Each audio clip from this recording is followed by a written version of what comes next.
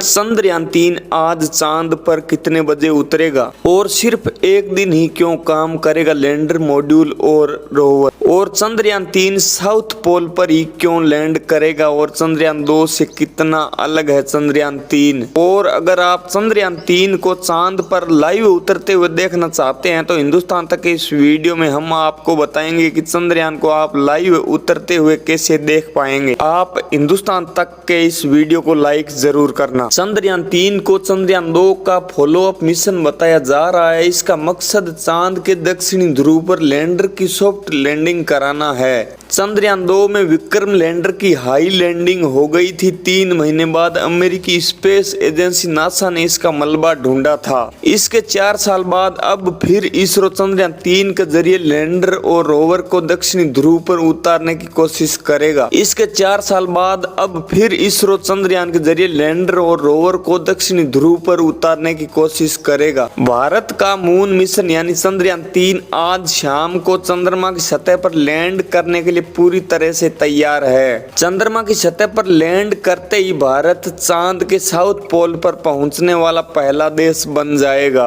चंद्रयान-3 का lander rover चांद पर एक दिन काम करेगा यानी पृथ्वी के 14 दिन के बराबर। यानी इसका मतलब ये होता है कि धरती के मुकाबले चांद का दिन बहुत बड़ा होता है, यानी कि 14 दिनों का होता है और रात भी 14 दिनों की ही होती है। यानी इसका मतलब ये होता है कि जब धरती के 2 हफ्ते निकल जाते हैं तो चांद का सिर्फ एक दिन ही गुजरता है। इसरो के इस महत्वाकांक्षी मिशन से पूरे देश की उम्मीदें जुड़ी है। चंद्रयान-3 ने सारे देश को एक कर दिया है। मंदिरों में प्रार्थना हो रही है, मस्जिदों में दुआ मांगी जा रही है। सारा देश चंद्रयान-3 को लेकर उत्साहित है। दोस्तों, क्या आप भी चंद्रयान को लेकर उत्साहित हो? हिंदुस्तान तक को कमेंट्स में जरूर बताइए। आइए जानते हैं चंद्रयान-3 से जुड़े सभी अहम सवालों के जवाब जो आपको जानने चाहिए। भारत का तीसरा मून मिशन चंद्रयान-3 14 जुलाई को लॉन्च हुआ था। इसे आंध्र प्रदेश के श्रीहरिकोटा स्थित सतीश धवन स्पेस सेंटर से छोड़ा गया था। अब 40 दिन बाद लैंडर विक्रम और रोवर प्रज्ञान आज शाम 6:04 पर चंद्रमा के साउथ पोल पर लैंड करेंगे यानी उतरेंगे। चांद पर 14 दिन तक दिन और अगले 14 दिन तक रात रहती है। अभी वहां पर रात है।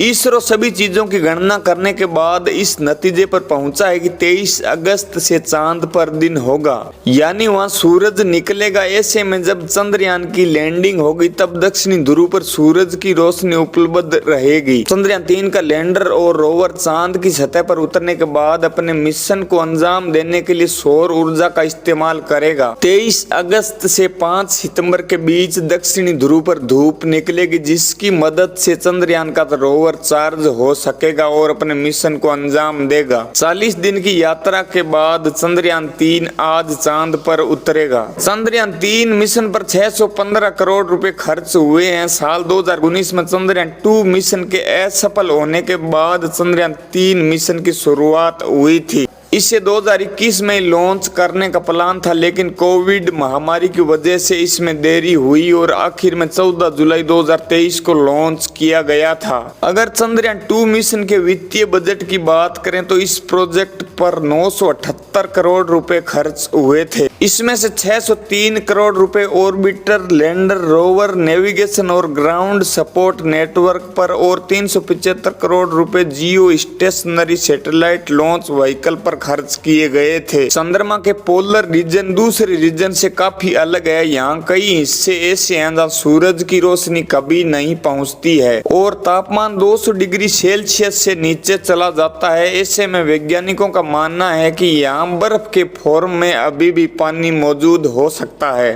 भारत के 2008 के चंद्रयान-1 मिशन ने चंद्रमा की सतह पर पानी की मौजूदगी का संकेत दिया था। इस मिशन की लैंडिंग साइट चंद्रयान-2 जैसी है, चंद्रमा के दक्षिण ध्रुव के पास 70 डिग्री अक्षांश पर, लेकिन इस बार एरिया बढ़ाया गया है।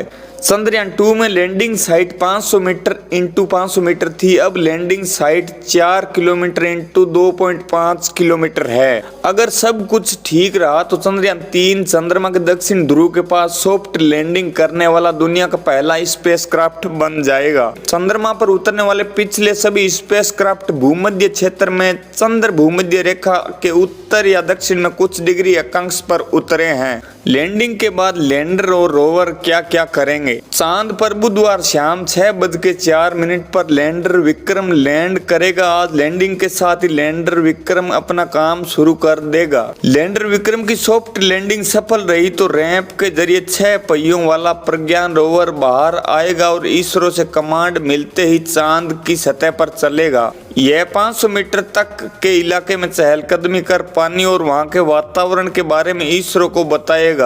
इस दौरान इसके पहिए चांद की मिट्टी पर भारत के राष्ट्रीय चिन्ह अशोक स्तंभ और इसरो के लोगों की छाप छोड़ेंगे। चंद्रयान 2 में लैंडर रोवर और ऑर्बिटर था, जबकि चंद्रयान 3 में ऑर्बिटर के बजाय स्वदेशी प्रोपल्सन मॉड्यूल है। जरूरत पड़ने पर चंद्रयान 2 के ऑर्बिटर की मदद ली जाएगी। प्रोपल्सन मॉड्यूल 3 के लैंडर रोवर और चंद्रमा की सतह पर छोड़कर चांद की कक्षा में 100 किलोमीटर ऊपर चक्कर लगाता रहेगा। यह कम्युनिकेशन के लिए है। इसरो वैज्ञानिकों को उम्मीद है कि लैंडर रोवर चंद्रमा पर एक दिन काम करेंगे, यानी पृथ्वी का 14 दिन। जहां तक प्रोपल्सन मॉड्यूल की बात है तो यह 4 से 5 सालों तक काम कर सकता है। संभव है कि ये तीनों इससे ज्यादा भी काम करे, क्योंकि इसरो की ज्यादातर सैटेलाइट उम्मीद से ज्यादा चले हैं। विक्रम लैंडर में 4 पोलोडस लगे हैं। पहला रंभा, यह चांद की सतह पर सूरज से आने वाले प्लाज्मा कणों के घनत्व, मात्रा और बदलाव की जांच करेगा। दूसरा चास्ट, यह चांद की सतह की गर्मी यानी तापमान की जांच करेगा। तीसरा है इल्सा, यह लैंडिंग साइट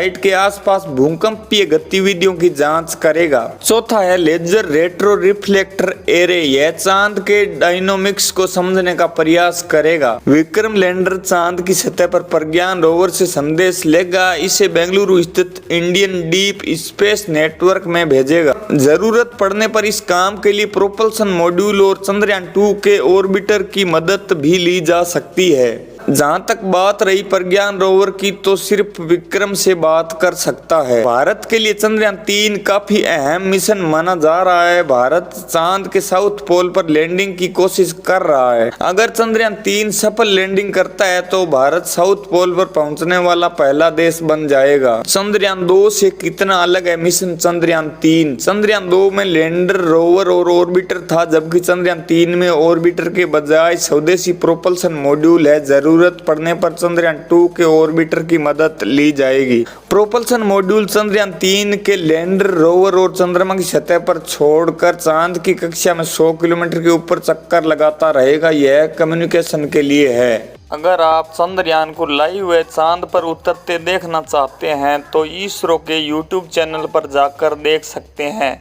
हिंदुस्तान तक के इस वीडियो को यहाँ तक देखने के लिए आपका बहुत बहुत शुक्रिया। वीडियो को लाइक जरूर करें, चैनल को सब्सक्राइब करें। अगर आप फेसबुक पर देख रहे हैं तो हमारे पेज हिंदुस्तान तक को फॉलो भी जरूर करें। इसी तरह की और खबरें और चंद्रयान की और अपडेट के लिए बने रहिए हिंदुस्तान तक के साथ। जय हिंद, जय भारत, वंदे मातरम। और एक बार कमेंट में दुआ जरूर कीजिएगा कि हमारा चंद्रयान सफल लैंडिंग कर पाए। मैं तो भगवान से यही दुआ करता हूँ कि हमारा चंद्रयान आसानी से सफल लैंडिंग कर पाए और हम चांद के दक्षिणी ध्रुव पर विजय प्राप्त करें। Thank you so much. जय हिंद एक बार फिर से।